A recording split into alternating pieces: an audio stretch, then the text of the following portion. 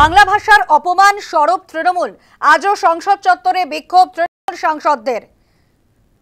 হাতে প্ল্যাকার্ড, মুখে স্লোগান। তৃণমূলের প্রতিবাদে সামিল কংগ্রেসও।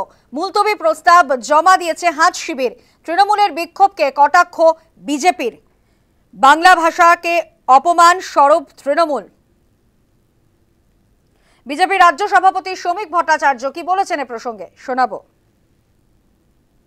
কোনো নৈতিক এবং রাজনৈতিক অধিকার আছে বাংলা ভাষা নিয়ে, বাঙালি নিয়ে কোনো কথা বলা?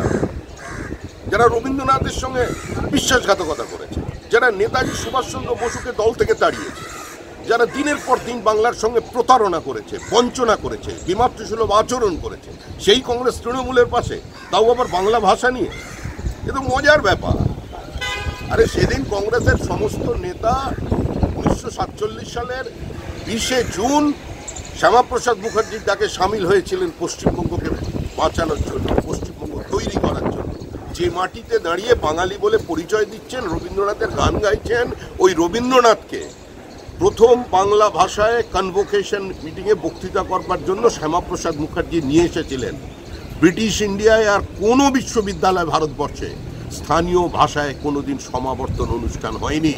যেটা করেছিলেন শ্যামাপ্রসাদ মুখার্জিকে, এসেছিলেন রবীন্দ্রনাথ ঠাকুর। একবার দয়া করে বক্তৃতাটা পড়ুন। আর কংগ্রেসের ইতিহাস বিশ্বাসঘাতকতার ইতিহাস।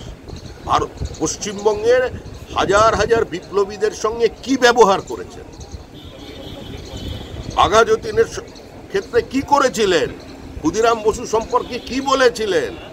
এ তো কেঁচো খুঁড়তে গেলে কিন্তু এবার সাপ বেরিয়ে যাবে।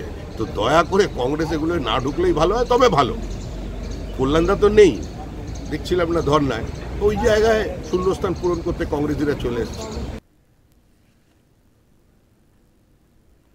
বাংলা ভাষার অপমান স্বরূপ তৃণমূল, সংসদ চত্বরে বিক্ষোভে তৃণমূল সাংসদরা।